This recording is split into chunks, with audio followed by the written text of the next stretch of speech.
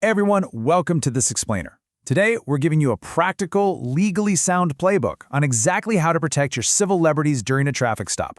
Whether you've been driving for decades or you literally just got your license, knowing what to do and what to say when you see those red and blue flashing lights in your rearview mirror is absolutely crucial. So, picture this. You're pulled over. Can the police just hold you there forever on the side of the road? Understanding exactly how long a stop can legally last really establishes the high stakes of these encounters. Because a traffic stop is, legally speaking, an involuntary detention. And how you handle those first few critical minutes, well, that can mean the difference between a simple speeding ticket and an absolute legal nightmare. Here's our roadmap for today. 1. The anatomy of a stop. 2. The Rodriguez time limit. 3. Detained or free to go. 4. Refusing unlawful police searches. And 5. Your exact legal script. Let's get right into it. Section 1. The anatomy of a stop. Okay, so those first 30 seconds, absolutely crucial. You want to project cooperation and keep things totally calm. Pull over safely, flick on that interior light if it's dark, roll the window all the way down to communicate openness, and just keep your hands planted right there on the wheel. And here's a major pro tip. Narrate what you're doing. Saying, "Officer, my license is in my glove box. Is it okay if I reach for it?" just eliminates any guesswork. It builds a little immediate trust and keeps everyone safe. Now, once you're actually stopped, the officer has a highly specific job to do. Legally, a routine traffic stop is considered a brief seizure, kind of like a Terry stop. Their mission is strictly boxed into a few specific tasks. They can address the traffic violation, handle related safety concerns, check your license, registration, and insurance, look for warrants, and issue the ticket or warning. That is the whole shebang. It doesn't automatically give them a free pass to start investigating you for totally unrelated crimes. Section 2. The Rodriguez time limit. This all brings us to a massive 2015 Supreme Court ruling, Rodriguez v. United States. Justice Ruth Bader Ginsburg laid it out perfectly. A stop becomes unlawful if it's dragged out beyond the time reasonably required to complete the mission. Basically, if your ticket is written, they cannot make you sit on the curb for an extra 7 or 8 minutes waiting for a drug-sniffing dog to show up. Once the traffic tasks are done, the legal authority for the stop is done. We call this the Rodriguez moment. It's that exact second the officer pivots away from the traffic issue and starts a totally unrelated criminal investigation. Now, sure, courts have said police can make brief small talk about the weather or multitask while running your tags, but they absolutely cannot stop the clock to go on a fishing expedition unless they've actually built up independent, reasonable suspicion for something else. And honestly, these situations can flip in a heartbeat. Imagine the officer hands you your ticket, but then immediately hits you with, "So, where are you really coming from tonight?" or casually asks to search your trunk. Right there, that is your turning point. The traffic stop is officially over, and you've got to step up and firmly assert your rights before a friendly chat traps you in an unlawful detention. Section 3. Detained or free to go. So where do you legally stand? There are 3 main tiers of police encounters. First, a voluntary field inquiry. The officer needs zero suspicion to just walk up and say hi, and you are 100% free to walk away. Second, an investigative detention, which is exactly what a traffic stop is. They need reasonable suspicion here, and you are temporarily detained.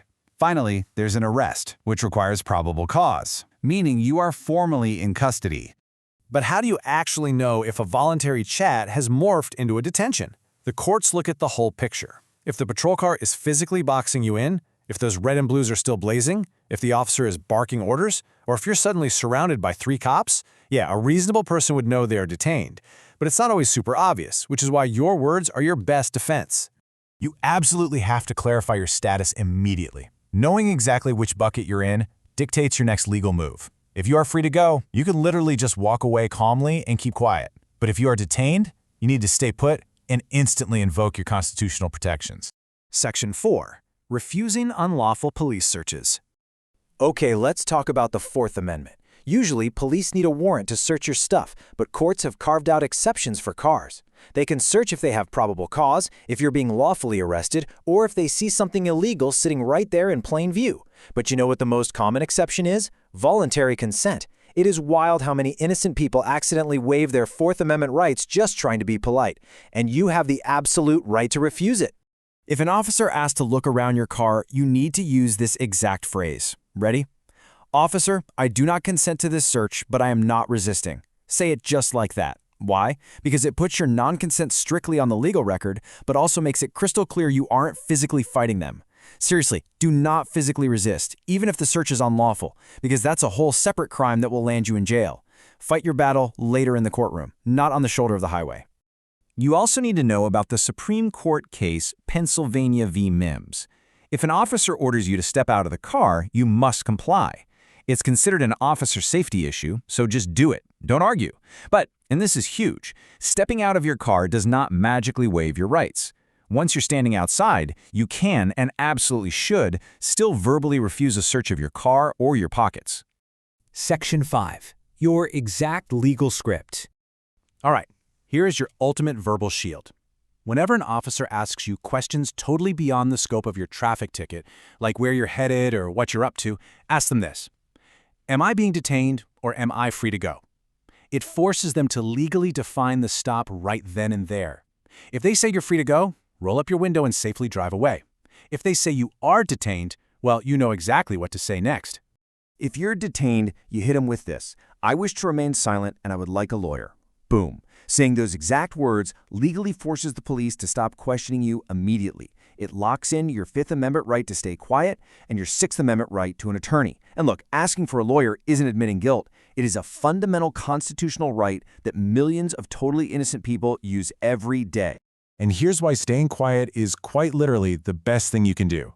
Never ever offer up spontaneous roadside excuses.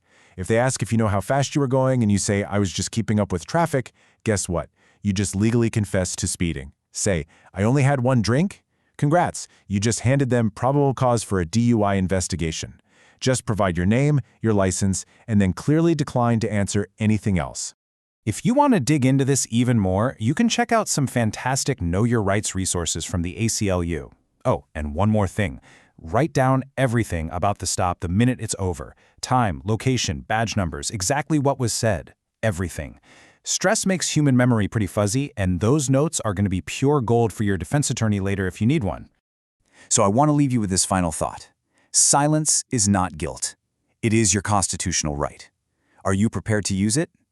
Thanks so much for joining us for this explainer. Just remember, staying calm, staying polite, and actually knowing how to assert your rights gives you so much power and protection out there. Stay safe, and we'll catch you in the next explainer.